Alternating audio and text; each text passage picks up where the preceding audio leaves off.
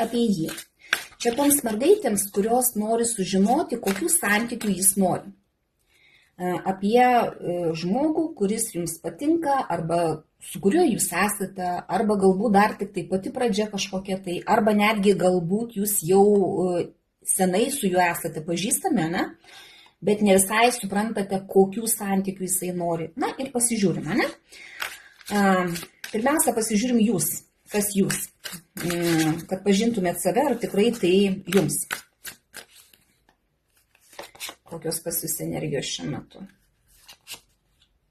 Na, žiūrėkit, jūs esate labai savarankiška, tokia, kuri imate viską į savo rankas, kuri galite labai daug padaryti, kuri nesitikite iš nieko aplinka, ne, o darote pati. Pati priimat sprendimus, pati nusprendėt, kaip jums reikia, taip ir darote, ne.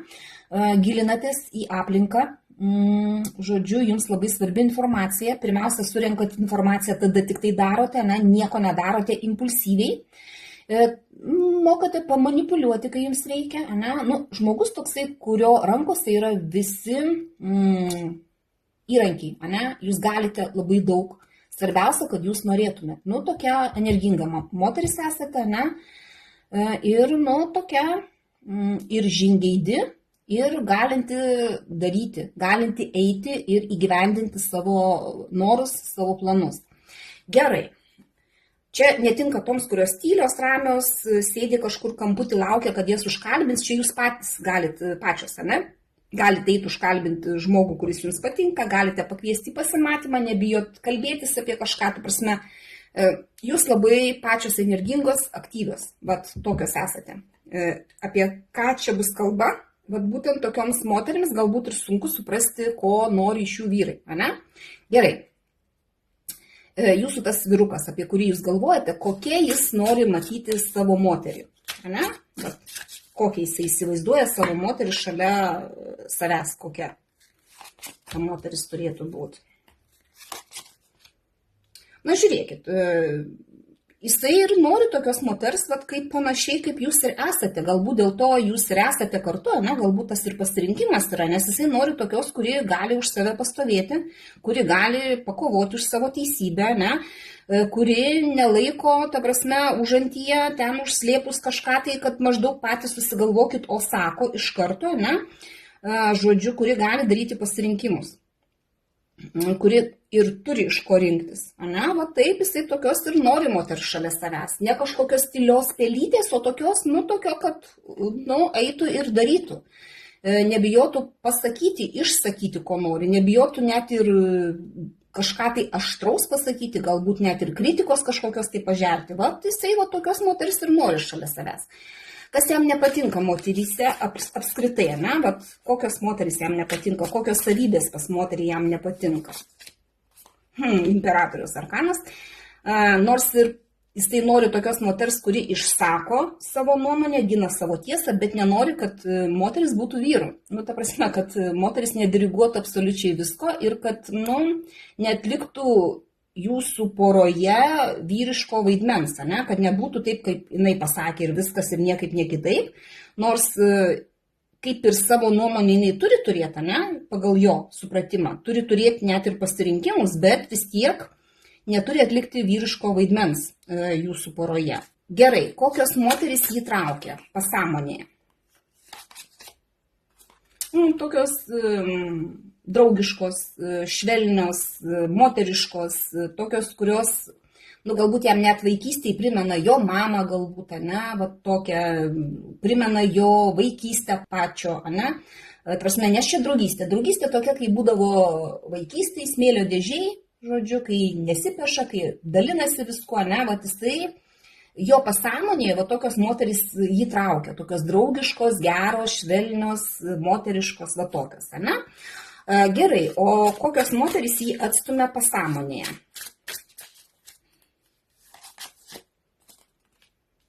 Žiūrėkit, nerūpestingos moteris, ne? Kvailio arkanas krenta, tokios, kurios neprisima atsakomybės, kurioms laisvė yra labai svarbu, kurios gali eiti per gyvenimą, nepaisydamos nieko, ne? Va, šoviai galva ir daro, Ta prasme, nors iš vienos pusės jį traukia tokios moteris, kurios gali už save pastovėti, bet čia viskas yra konstruktyviai. Ta prasme, turinčios pasirinkimą ir žinančios tą savo tiesą, kad tai nebūtų iš piršto laužto, o tokios nerūpestingos, tokios visiškai be atsakomybės, jo pasąmonėje tokios moteris jį atstumia. Kokie santykiai jį gazdina? Koks santykių scenarijus jį gazdina? Žiūrėkit, darbo arkanas krenta. Santykiai jį gąsdina tokie, kur reikia dirbti dėl santykių, kur monotonija santykiuose, kur iš tikrųjų ta rutina tokia, kur tas pats per tą patį, kur nėra jokio kažkokio tai gal pliūpsnio naujo, ne? Va viskas tas pats per tą patį, va tas jį gąsdina santykiuose. Kas jam santykiuose svarbu, ko reikia? Žiūrėkit, imperatorė. Jisai nenori, kad moteris būtų kaip imperatorius, ne? Bet jisai nori santykiuose, kad moteris būtų kaip imperatorė. Žiūrėkit, kaip pora jūs gaunasi. Santykius jisai mato taip, kad santykiuose vyras yra vyro vaidmenį, moteris yra moters vaidmenį.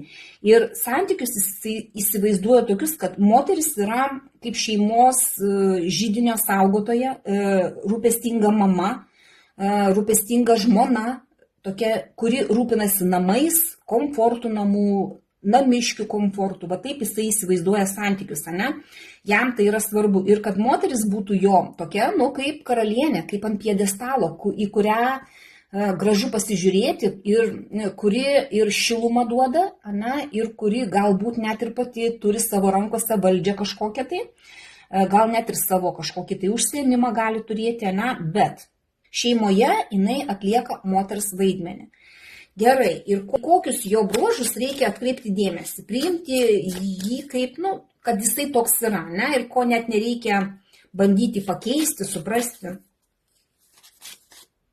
Žiūrėkit, Saulės arkanas, jisai gali būti truputį egoistiškas santykiuose, ne? Kai kuriais atvejais gali net elgtis taip kaip vaikas, kad aš esu vienintelis, kad jisai nori būti imperatorium, ne? Jisai nori būti kaip saulytė, kad mylėkit mane, rūpinkitės manimi, kaip jisai mato, kad moteris yra santykiuose rūpestėlis, ne? Truputį egoizmo, bet iš kitos pusės jisai į viską žiūri su džiaugsmu, su šviesa.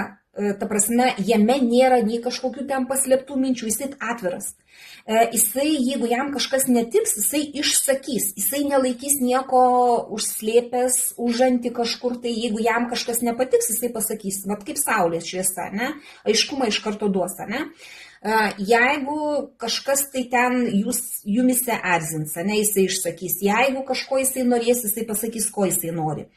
Dar jisai gali būti tiek pats kaip vaikas, tiek labai norėti vaiko jūsų šeimoje. Tai, pavyzdžiui, yra labai svarbu, jeigu jūs, tarkim, galvojate, ne, vyras nori, nenori vaikų, gali nerodyti to, bet jisai labai norės pilnos šeimos, kuriuose yra ir vaikai. Ne tik, kad jūs ten dviese, ne, bet kad yra ir vaikų ir norės rūpintis tuo. Ir jame jūs turite tą dalyką priimti, kad jisai toks žmogus, ne, kad jisai nesusitaikys su tuo, kad, pavyzdžiui, nebus pas jį vaikų. Realiai, tas yra svarbu. Ir tiesiog to neturėtumėt keisti jame, nebandyti pakeisti, netgi tas egoizmas kažkoks, jeigu vaikščios, ne, netgi tai, kad jisai kartais gali atrodyti per daug laimingas, per daug džiaugsmingas, ne, ir net jeigu šeimoje yra kažkokie rūpesčiai, jisai gali tais rūpesčiais nesirūpinti, jisai norės, kad jūs rūpintumėtės, ne, nes, ta prasme, ant jūsų pečių gali tai būti, ne. Bet jūs tai tą turėtume priimti. O šiaip jisai, visai neblogas vyrukas iš tikrųjų. Ir tokie jo norai apie šeimą yra tokie, gal standartiniai, ne? Vyras atlieka vyro vaidmenį, ne? Moteris atlieka moters vaidmenį. Tai va. Ir kas bus tarp jūsų, pasižiūrim pusės metų bėgė, ne?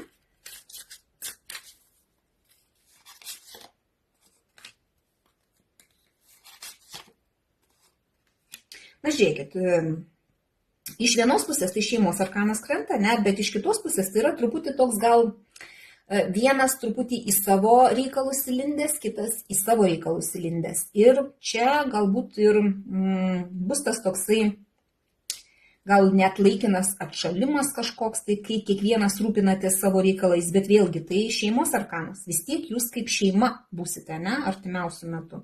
Vis tiek čia nebus taip, kad net jeigu jūs nesat santuokoje, ne, bet tarkim jūs eisit į tą šeimos modelį, galbūt gyvenat kartu arba gyvensit kartu, ar pradėsit kartu gyventi. Galbūt tas toksai bus, kad nuspręsit, ne, kas jums yra svarbu, bet čia dar toksai truputį, kurį laiką galite pabūti truputį ir atskirai, bet vis tiek kaip ir šeimoje. Net būdami kartu, jūs galite kiekvienas turėti savo reikalus, ne, ir įsigilinę būti kiekvienas į savo reikalą. Bet čia yra supratimas, kai vienas kitą suprantat ir be žodžių.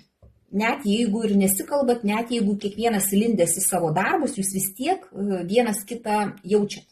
Tai va, na, tokie pas jūs santykiai, toks pas jūs šalia yra vyrukas, bet kokiu atveju linkiu jums gero sutarimo. Dėkoju už jūsų laiką, širdutes ir iki sekančio karto.